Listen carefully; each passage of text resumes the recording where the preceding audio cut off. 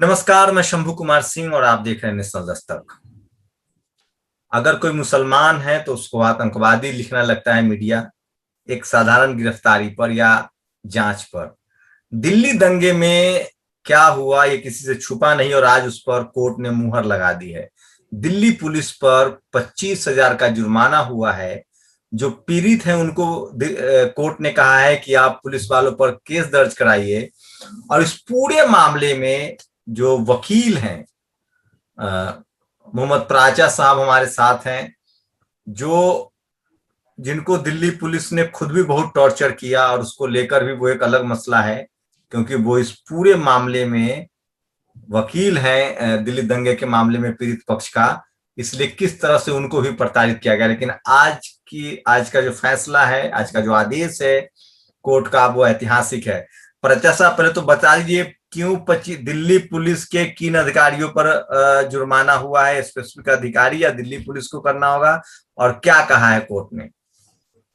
सबसे पहले तो मैं आपको ये थोड़ा क्लैरिफाई कर दूं कि मेरे घर पे भी जो रेड हुई थी वो भी इसी सिलसिले में हुई थी। यही चीज रोकने के लिए हुई थी जो आज हुई है कि हम दिल्ली पुलिस के अधिकारियों के खिलाफ और भारतीय जनता पार्टी और आरएसएस के लोगों के खिलाफ जो कार्रवाई कर रहे हैं वो ना हो सके, उसीलिए डराने के लिए और हमसे सबूत छीनने के लिए ही वो कार्रवाई हुई थी, जो कि कोर्ट के आदेश कुछ और थे और दिल्ली पुलिस ने कोई और कार्रवाई की। एक बात तो ये हो गई। दूसरी बुरी बात ये है इसमें, बड़ी जो आपने सवाल पूछा उसमें ये है कि एसएचओ जो है, एसएचओ जो हैं उनके खिलाफ भजनपुरा के एसएचओ जिन्होंने ये एफआईआर नहीं की थी, मोहम्मद नासिर की, और उनके सुपरवाइजिंग ऑफिसर्स, जिसमें सुपरवाइजिंग ऑफिसर में वेद प्रकाश सूर्या जो डीसीपी थे उस टाइम के, वो भी आते हैं और उसके ऊपर के अधिकारी भी आते हैं और उनके एसीपी भी आते हैं। तो इन सभी के ऊपर जो है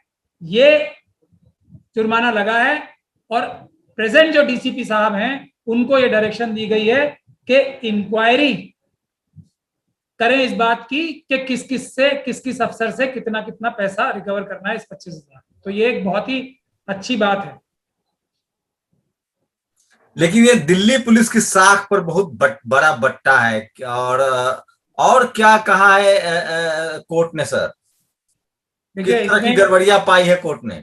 इस पे मैं आपसे ये निवेदन करूंगा कि जैसे अब इस केस में जो ये हमले कराए गए मुसलमानों के ऊपर, सीएएनआरसी के प्रोटेस्ट करने के ऊपर, करने वालों के ऊपर, तो ये हमले जो कराए गए थे दिल्ली पुलिस के कुछ भ्रष्ट अधिकारियों द्वारा, आरएसएस और बीजेपी के लोगों द्वारा कराए गए थे। इसमें हम ये कहें कि हिंदुओं ने किया था हमला तो वो उचित नहीं होगा। उसी प्रकार से दिल्ली पुलिस को ये कहना कि दिल्ली पुलिस का नाम खराब हुआ, ऐसा नहीं होना चाहिए। दिल्ली पुलिस के जो भ्रष्ट अधिकारी हैं वो क्रिमिनल्स हैं, ये बात साबित हुई है इससे।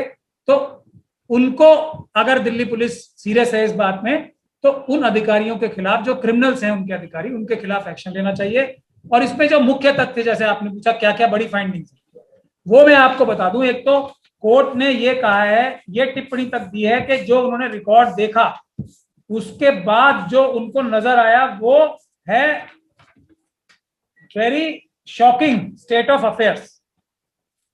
ये कहा गया है कोर्ट ने कि जो ये एफआईआर की हमने छानबीन की, जो एक और एफआईआर की गई थी, इसमें हुआ ये था कि नासिर साहब जो है उनकी आंख में गोली मारी, उनके जानने वाले ही जो पड़ोस के लोग थे उन्होंने नामजद उनकी कंप्लेंट कराई। पुलिस ने वो कंप्लेंट तो दर्ज नहीं की, बल्कि एक पुलिस अधिकारी से ही एफआईआर और दर्ज करा ली जनरल, और उसमें 7 मुसलमानों के गोली लगना दिखाया और उसमें 5 मुसलमानों को ही अरेस्ट कर लिया। जबकि नासिर साहब ने नाम लिया था नरेश त्यागी, सुभाष त्यागी, उत्तम त्यागी और सुशील और नरेश गौड़ साहब का। नरेश गौड़ साहब एक्सएमएलए हैं बीजेपी। तो इनका नाम लेने के बावजूद भी मुसलमानों को मारने के लिए मुसलमानों को ही मुलजिम बना दिया। एक तो ये टिप्पणी आई है कोर्ट की बहुत बड़ी कि ये कौन सा केस है जिसमें जो वादी है वही भी गए और मुलजिम भी वही। ऐसा नहीं हो सकता, क्योंकि 2 पक्ष थे जिसको हिंदू और मुसलमान की शक्ल में भी ये पुलिस ने खुद ही बताया। एक ये बड़ी टिप्पणी आई है। दूसरी ये टिप्पणी आई है कि सारे कायदे कानून को धता बताकर, उसकी धज्जियां उड़ाकर, दिल्ली हाईकोर्ट के रूल्स की इन्वेस्टिगेशन के लिए जो है, सीआरपीसी की और दूसरे सुप्रीम कोर्ट के जजमेंट्स की, ललिता कुमारी भी जिसमें एक है, उसकी धज्जियां उड़ाकर पुलिस ने इसमें इन्वेस्टिगेशन की है। उसका मकसद ये था कि नासिर साहब ने जो इन लोगों के नाम जो मैंने अभी आपके सामने लिए थे, उनको बचाने के लिए ये सारी कार्रवाई हुई। ये भी कोर्ट ने टिप्पणी की है। ये भी कोर्ट ने टिप्पणी की है कि जो एक इसमें सबसे पहले 21 अक्टूबर को रिचा मनचंदा साहिबा एक मेट्रोपॉलिटन मजिस्ट्रेट है, उन्होंने नासिर साहब की, जब पुलिस ने एफआईआर नहीं की बल्कि उल्टा उसको धमकाया, डराया कि ये एफआईआर मत कराओ, नहीं तो हम तुम्हें ही बंद कर देंगे, अपने वकील साहब को चेंज कर दो, महमूद प्राचा साहब को, नहीं तो हम तुम्हें ही उल्टा बंद कर देंगे। तो वो कोर्ट गए, कोर्ट ने उनके लिए कहा कि नहीं, इस पे पुलिस को डायरेक्शन दी कि आप इस पे एफआईआर दर्ज कीजिए। तो कोर्ट ने इसमें यह भी फाइंडिंग दी है कि इसमें नरेश त्यागी, सुभाष त्यागी, उत्तम त्यागी, सुशील, नरेश गौड़, तो उस मजिस्ट्रेट के ऑर्डर के खिलाफ नहीं आया एफआईआर के, बल्कि पुलिस आ गई है। पुलिस को क्या तकलीफ थी जो पुलिस इस ऑर्डर के खिलाफ आई, ये भी टिप्पणी की है कोर्ट ने बहुत सख्त, कि इसमें इसका मतलब तो साफ ये जाहिर हो रहा है कि पुलिस और ये लोग मिले हुए हैं, एक ही पार्टी हो गई। पुलिस खुद कह रही है कि हम और वो एक पार्टी है, जबकि पुलिस का काम होता है, जो वादी होता है, जो कंप्लेंट करता है, उसकी मदद करना, उसको सुरक्षा देना, उसकी तरफ से इन्वेस्टिगेशन करना। तो ये भी टिप्पणी हुई है। इन सभी टिप्पणियों की वजह से कोर्ट ने ये बहुत ही अद्भुत फैसला, मैं कहूंगा इसे ऐसे पहले नहीं हुआ है, 25,000 का जुर्माना लगाया है। ये कहा है कि नासिर साहब को आजादी है इस बात की कि पुलिस के खिलाफ धारा 166A का मुकदमा दर्ज कराएं और एक और मुकदमा भी दर्ज कराएं जो उन्हें सुरक्षा प्रदान नहीं की गई आज तक, उसका भी मुकदमा दर्ज कराएं। कमिश्नर ऑफ पुलिस को भी यह लिखा है कि आप इस तरह की घटनाएं दोबारा ना हो, इस प्रकार की इन्वेस्टिगेशन दोबारा ना हो, उसके लिए आप कदम उठाएं और वो कदम कोर्ट के संज्ञान में लाएं, कोर्ट को इन्फॉर्मेशन दें। ये तो एक मामला है, इस तरह के और कितने मामले हैं आपके पास प्राचा साहब, दिल्ली दंगे से जुड़े हुए, जो आप देख रहे हैं? मेरे पास दर्जनों ऐसे मामले हैं और सैकड़ों ऐसे केस हैं जिसमें लोगों ने कंप्लेंट नहीं की है, हालांकि उनके चोट लगी है, उनके घर जलाए गए हैं, उनके गोलियां लगी हैं, डर के मारे, क्योंकि पुलिस का दबाव ये बनता है कि आप नाम लेके कंप्लेंट नहीं करोगे, और अगर आप कंप्लेंट करोगे नाम लेके या वैसे भी, तो हम आपको उल्टा ही फंसा देंगे। ये खास तौर पे मुस्लिम समाज के साथ हो रहा था नॉर्थ ईस्ट दिल्ली में। जो अब इससे एक बात, तो जो सबसे बड़ी बात जो साबित हुई है कि पुलिस जो है, पुलिस के कुछ भ्रष्ट अधिकारी किस तरह से इन्वेस्टिगेशन कर रहे हैं, इस तरफ भी लोगों का ध्यान अब जाएगा। और स्पेशल सेल हो या दूसरे पुलिस अधिकारी हो, क्राइम ब्रांच के हो, उनके कार्यकलाप जो हैं, अगर जो टेस्ट इस केस में लगाए गए हैं उस हिसाब से दूसरे केसों में भी जब भी कोई न्यायालय संज्ञान लेगा, तो मुझे पूरा भरोसा है, जैसे इस केस में भरोसा था, कि पुलिस ऑफिसर्स के खिलाफ ही एफआईआर करने के ऑर्डर्स होंगे इन सभी केसेस में। और मैं ये स्पेशल सेल की जो एफआईआर नंबर 59 है, जिसमें आतंकवाद का और यूएपीए के मुकदमे, दहशतगर्दी का मुकदमा लगाया गया है जिन लोगों के ऊपर, ये मैं उस केस के बारे में भी आपको बता रहा हूं, उसमें भी कमोबेश यही हालात हैं।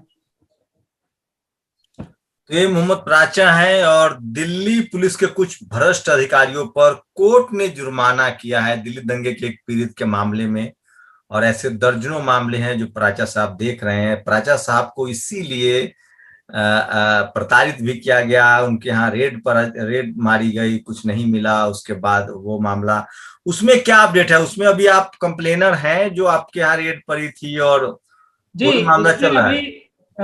यथास्थिति मेंटेन्ड है, कोर्ट ने अभी उसमें पेंडिंग है, अभी भी हमने कंप्यूटर्स जो है हासिल होके हमारे ऑफिस में ही पड़े हैं, तो अभी भी कोर्ट ने ये नहीं कहा है कि कंप्यूटर पुलिस को दे दिए जाए, क्योंकि उसमें एक ईमेल का एक वाक्य था। लेकिन एक और इंटरेस्टिंग बात यही है कि जिन फैक्ट्स पर मेरे खिलाफ एफआईआर हुई थी, उन्हीं फैक्ट्स पर, कमोबेश उन्हीं फैक्ट्स पर पुलिस के खिलाफ भी कोर्ट ने कहा है कि आप एफआईआर दर्ज कराएं। तो अगर मैं वहां ठीक था या अगर मैं यहां ठीक हूं, तो मैं वहां भी ठीक था। तो उस केस में भी मैं सब लोगों को विश्वास दिलाना चाहता हूं कि उस केस में भी जो होगा वो पुलिस ही उसमें मुलजिम बनने वाली है, क्योंकि पुलिस ने उस केस में भी कोर्ट को गुमराह किया और झूठे सबूत पेश करके मेरे खिलाफ भी। और अगर वो वीडियो जब सामने आएगी शंभू जी सबके सामने, तो उसमें अमित शाह जी का नाम बार बार लिया गया है कि वो आपको मरवा देंगे, जज लोया की तरह मर जाओगे, तो इस केस को फॉलो मत करो, ये केस छोड़ दो।